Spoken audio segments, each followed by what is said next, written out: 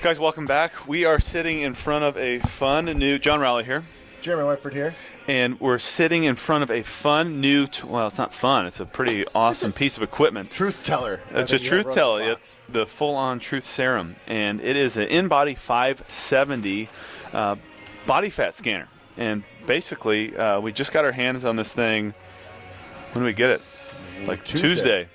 So anyway, we're crazy excited to have it. Super fortunate to have a professional piece of equipment that pretty darn accurately, as close as you can get, gives you a really accurate indication of what your body fat percentage is. Yeah, and it gives you a bunch of different other things as well. But the main thing that everybody always looks for is what's your body fat percentage and what can you do with it. It's fun to kind of see your basal metabolic rate. So just at resting, what does your body burn just based off of the muscle tissue that you have.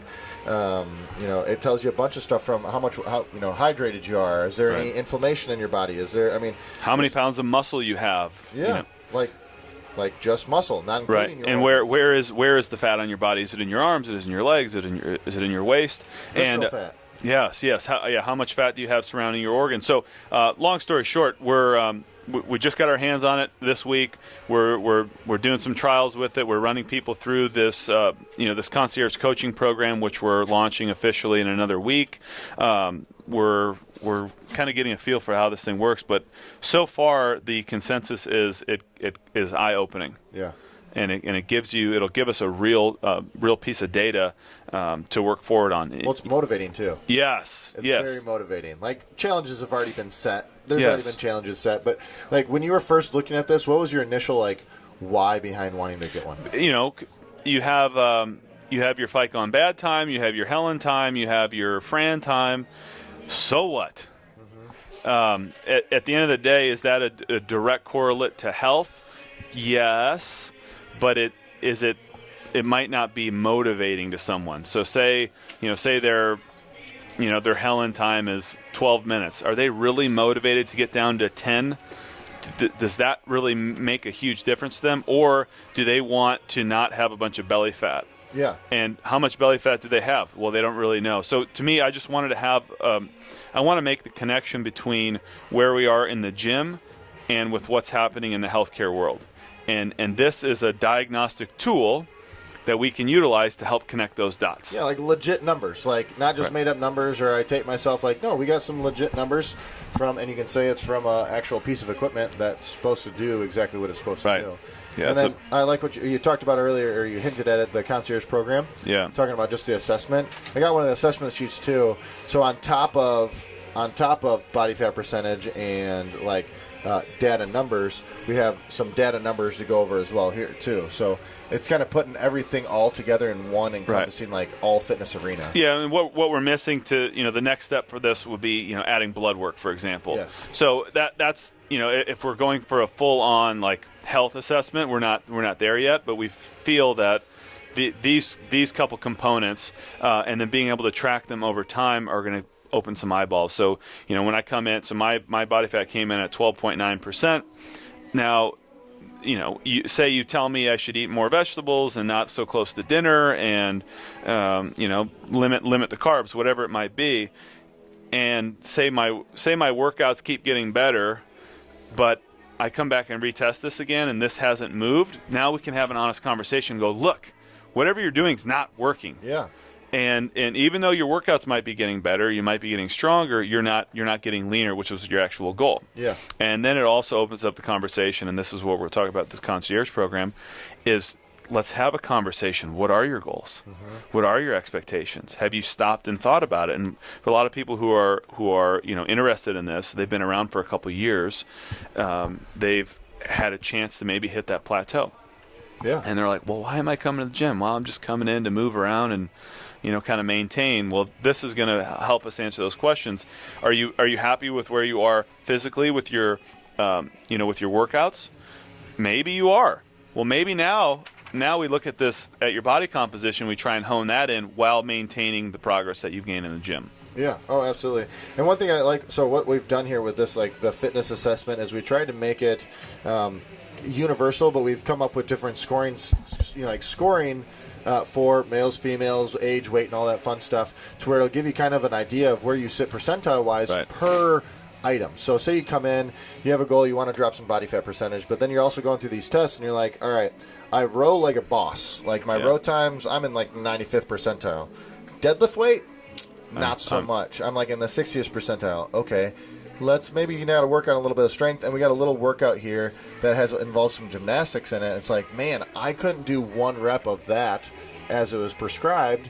I need to work on some either body weight strength or some gymnastics. And then when you put all 3 together, it's basically a pretty comprehensive. We've been mulling over this for how many months now? A long time, like a year. Yeah. It's a pretty comprehensive test of kind of just to understand where you are. General fitness wise. Yes, general fitness. And then when you layer on the body fat, and we take a couple measurements around the belly button, we get an idea of kind of where you are physically, and then the conversation begins. Yeah. Here's where you are. What do you reasonably want to achieve, and how much are you willing to devote to make it happen? Next to make it happen. Yeah, it's kind of like, so we have the competitive whiteboard out there, the one that has all the different names that we repeat every 6 months. Now, say your Fran time was 5 minutes, and you're like, man, in 6 months, I want to try and get my Fran time. Well, there's some specific things that you can do to really drop that Fran time down, right? Well, all the things we've been talking about, same rules apply here. Okay, you can tell me, all right, body fat is 11.9, and I have 21.96 on my metabolic rate, right? Okay, there's some so what that means is if he did nothing the entire day and just sat there, his body would require 2,100 calories just to live. Just to live, yeah. Now you can do it. There's a myriad of different other things here that we can deal with as well, but it's more like, okay, I have a baseline. Yeah. I now know. Now there's some very specific things that you need to do to get where you want to be, right? And it kind of eliminates what I like all the time is eliminating excuses. Well, I don't know what my body fat percentage is, so I can't do anything about it. So you can't improve it. So what gets measured gets that's Peter Drucker business management quote, what gets measured gets managed. Yeah. And now that I know what my body fat percentage is, I know when I come back and do this again, in another month or 6 weeks from now, I want it to be better. Yeah. So you and I are kind of in a little challenge right now. Yeah. Right. So we're going to see, as per the body fat percentage, who off of your percentage, not like who can drop the most percents, but who can drop the most percent of their percent. Correct. Right. Now, I can tell you, for myself, I've dropped, 10 to 15 pounds from the last time I did one of these, and my body fat percentage went up. Mm-hmm. Okay. So what that tells me is I've lost some muscle mass. When you lose muscle mass, you lose your body fat percentage inevitably has to increase because it goes other places. So there's different strategies, which is where you can be like, hey, it's not always just how much weight can you lose. It's not just trying to just lose. Yeah. No. So now, I'll be honest, my goal right now or my strategy is I need to gain muscle. Yeah. If I want to beat you, I can't lose weight. If I lose weight, my body fat percentage is going to increase. Yep. So right now I have to put on 4 to 5 pounds of muscle in order to beat you, which sounds counterintuitive. Like most people think, well, I got to lose weight.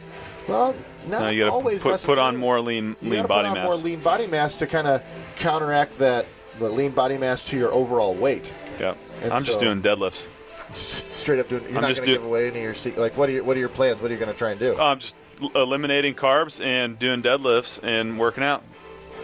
Nice. I'm going to keep doing what I'm doing. Do you want to tell people what you got to do if you lose? Yeah, so we set up a challenge. We're just doing it for 2 weeks, so it's a quick 2-week cut fest. And when I win, Jeremy will not drink coffee or any caffeine for a week. Which is going to be tough for me because I have caffeine. I'm free, and my 23andMe said I can handle more caffeine. Sure, so we'll find out about that. And then if I lose, when I win, I'm going to make my famous puppy chow, and John has to eat the whole bowl. So it's going to be fantastic. Just threw up in my mouth. Yeah. So we're hoping that doesn't happen for my health's sake. But bottom line, this is a tool that we now have at our disposal. I do feel very fortunate that we have access to it, and I think it's going to be a way for us to have data in the gym that is health and fitness related, that is not barbell or time centric. Yes. It's who you are, it's where you're at, and maybe it'll help you kind of fine tune what your goals are. Maybe your goal is to gain muscle. Maybe your goal is to lose fat. Maybe your goal is to just understand that maybe you're eating too much. Maybe you didn't know, maybe you had no understanding of what visceral fat even was. Yeah. And maybe that'll when you find out that your liver is covered with fat, you might stop and think about drinking alcohol as much as you do. Yeah. Or stop eating sugar, because not all fatty liver disease is from alcohol. It's actually called NAFTA, non-alcohol related fatty liver disease, and that's what kids get when you eating have too much sugar. fructose. Yeah. So anyway, hopefully it just opens up some eyeballs, and what we're going to encourage people to do is to get this done. It'll be $30 a scan. You get a ton of awesome information, and then come back and do it. I was talking to people this morning. They're like, "Is there an unlimited plan? Can I do it every week?" I'm like, "No. I mean, I don't want to create an environment where everybody's like, what's your fat today? What's your fat today? This is not. We don't want to make it habitual. So." Every month, every 6 weeks, or probably every quarter, if you're being honest. Every 12 weeks would be a good one. Yeah, come in, get a scan, see where you're at, and then set a new set of goals to accomplish what you're after. So I hope you guys take advantage of it. I know Jeremy and I are both really excited about not only the InBody 570, but also the this fitness assessment that we're going to start putting people who are in the concierge program through, and we'll continue to roll that out. In the weeks and months to come. So, guys, have an awesome week, and we'll talk to you guys soon.